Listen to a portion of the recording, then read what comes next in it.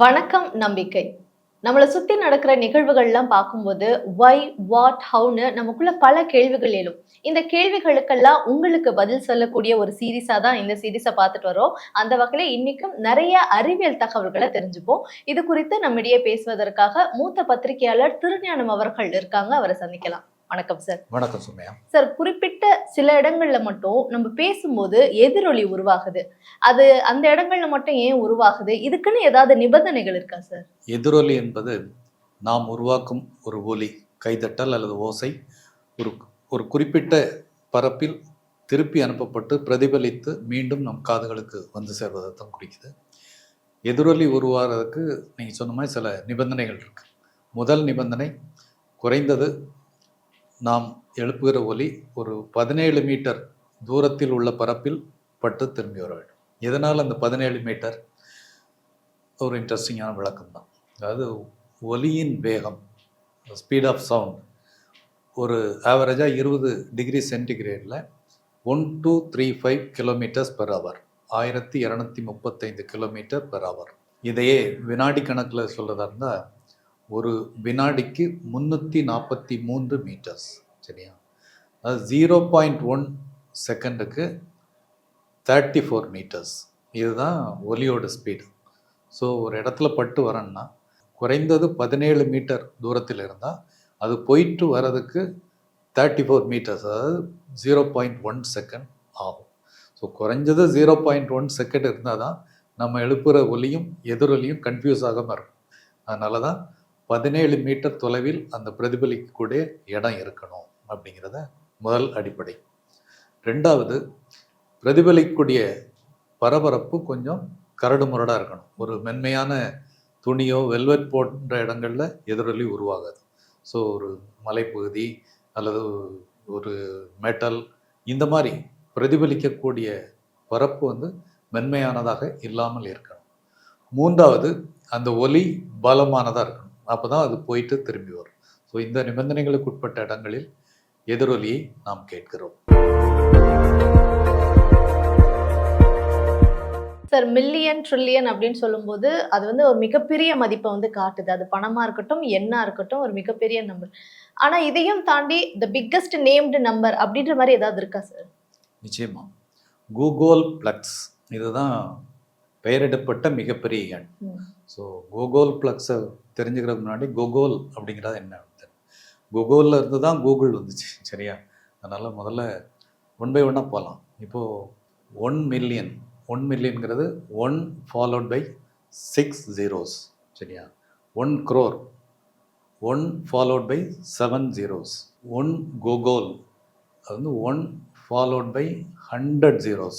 இதுதான் googol. Googolplex அப்படிங்கிறது 1 followed by 1 Google zeros. சரியா? ஒரு மிக பிரம்மாண்டமான எண். இந்த முதல்ல இந்த கூகுள் அப்படிங்கிறத பற்றி தெரிஞ்சுப்போம். கூகுள்ன்றது நான் சொன்னேன் 1 ஃபாலோட் பை 100 zeros. அதாவது 1 போட்டு 100 முறை 0 போடணும். அதுதான் கூகுள். கூகுள் அப்படிங்கிறது ஒரு பிரம்மாண்டமான நம்பர். நம்ம கூகுள் தேடுபொறியை உருவாக்கிய ஃபவுண்டர்ஸ் வந்து நம்ம வந்து ஒரு பிரம்மாண்டமான தேடுபொறியை உருவாக்குறோம், அதனால் அதுக்கு ஒரு பிரம்மாண்டமான நேம் வேணும் அப்படின்னு சொல்லி தான் கூகுள் அப்படிங்கிற பெயரை முதல்ல சூஸ் பண்ணாங்க. பட் அந்த கூகுள் அப்படிங்கிற வேர்டை அவங்க சூஸ் பண்ணால் கூட அந்த டொமைன் நேம் ரெஜிஸ்டர் பண்ணும்போது அதை டைப் பண்ணவர் தப்பாக டைப் பண்ணிட்டார். ஏன்னா கூகுள் உடைய ஸ்பெல்லிங் வந்து GOOGOL. அவர் என்ன டைப் பண்ணிட்டாரு? GOOGLEன்னு போட்டார். ஸோ அதுலேருந்து கூகுள் அப்படிங்கிறது ஃபேமஸ் ஆயிடுச்சு. பட் அதனுடைய அடிப்படை கூகுள் என்ற ஒரு பிரம்மாண்ட எண், 1 followed by 100 zeros. But googolplex அப்படிங்கிறது 1 ஃபாலோட் பை கூகுள் zeros. அது வந்து மிக பிரம்மாண்டமான நம்பர். இதில் ஒரு இன்ட்ரெஸ்டிங்கான விஷயம் என்னென்னா, இந்த 2 நேம்ஸ், கூகுள் அப்படிங்கிற நேமும் கூகுள் பிளக்ஸ் அப்படிங்கிற நேம், இந்த ரெண்டையுமே உருவாக்கியவர் ஃபேமஸ் மேத்தமெட்டிஷியன் எட்வர்ட் கெய்ஸ்னர் அப்படிங்கிறவருடைய மருமகன். ஒரு சிறுவன், 9 வயது சிறுவன் தான் அந்த பெயரை கொடுத்தான்.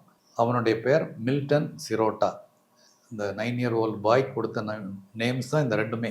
கூகுள் அப்படிங்கிற நேமும் கூகுள் பிளக்ஸ் அப்படிங்கிற நேமும் அந்த சிறுவன் கொடுத்த நேம் தான்.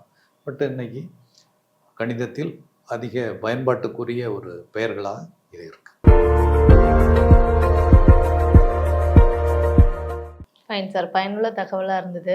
சார், இன்னொரு விஷயம், இப்போ ஒருத்தர் பேச போறாங்க, அதை ஒரு 100 பேர் கேட்க போறாங்க அப்படின்னும் பொழுது அங்கே ஸ்பீக்கர் வந்து நிச்சயமா வேணும். இப்போ ஒரு அரங்கத்தை தாண்டி வெளியில எல்லாருக்குமே கேட்கணும்னாலும் ஸ்பீக்கர் வேணும். பயன்பாடெல்லாம் ரொம்ப பெரிதா நல்லதா தான் இருக்கு. ஆனா அந்த ஸ்பீக்கர் வந்து எப்படி இயங்குதுன்றது நம்மள பல பேருக்கு தெரியாம இருக்கும். அதை பத்தி சொல்லுங்களேன். ஸ்பீக்கர் என்பது அடிப்படையில் எலக்ட்ரிக் சிக்னல்ஸை சவுண்ட் வேவ்ஸாக மாற்றக்கூடிய ஒரு சாதனம். இதில் என்ன முக்கிய பாகங்கள் இருக்குது அப்படிங்கிறத பார்த்துக்கலாம். முதல்ல வாய்ஸ் காயில் அப்படிங்கிற ஒரு கம்பி சுருள். இது வந்து அந்த கோனோட பேக் சைடில் இருக்கும், அசையும் விதத்தில் இருக்கும். எலக்ட்ரிசிட்டி பாயும் போது அது வந்து ஒரு மேக்னெட்டாக மாறக்கூடிய தன்மையோடு கூடிய கம்பி சுருள் அது. அடுத்து ஒரு பெர்மனன்ட் மேக்னெட் இருக்கும். இந்த பெர்மனன்ட் மேக்னெட் வந்து அந்த காயில் மேக்னெட்டாக மாறும்போது அந்த காயிலை அசைப்பதற்காக வைக்கப்பட்டுள்ள பெர்மனன்ட் மேக்னெட். அடுத்து கோன். கோன் வந்து ஸ்பீக்கரோட முன்பகுதியில் இருக்கும், எல்லாரும் கவனிச்சிருப்போம். அது வந்து ஒரு மெட்டலாக இருக்கும் அல்லது ஒரு நெட் மாதிரி ஒரு தோற்றமுள்ள ஒரு பொருளாக இருக்கும். இது அந்த காயிலோட இயக்கத்தினால் காற்றை முன்னும் பின்னும் தள்ளி ஒலி அலைகளை உருவாக்கக்கூடிய ஒரு அமைப்பு. அடுத்து சஸ்பென்ஷன் அண்ட் சரவுண்ட். இது வந்து கோனினுடைய வெளி விளிம்பை சுற்றி அமைக்கப்பட்டிருக்க ஒரு பொருள். இது வந்து கோன் முன்னும் பின்னும் சுதந்திரமாக நகர்வதற்கும் அதே நேரத்தில் அதை ஃபிக்ஸ் பண்ணி வச்சுருக்கிறதுக்கும் உதவக்கூடியது தான் இந்த சஸ்பென்ஷன் அண்ட் சரவுண்ட். முதலில் இப்போது நம்ம மைக்கில் பேசக்கூடிய ஒலி எலக்ட்ரிக் சிக்னல்லாம் போய் ஸ்பீக்கரில் இருக்கக்கூடிய வாய்ஸ் காயிலில் ஒரு எலக்ட்ரோ மேக்னெட்டிக் ஃபீல்டை உருவாக்குது. அங்கே ஏற்கனவே ஒரு பெர்மனன்ட் மேக்னெட் இருக்கிறதுனால அவற்றுக்கிடையிலே ஒரு விலக்கல் சேர்ப்பு நடைபெற்று அந்த வாய்ஸ் காயில் அசைகிறது.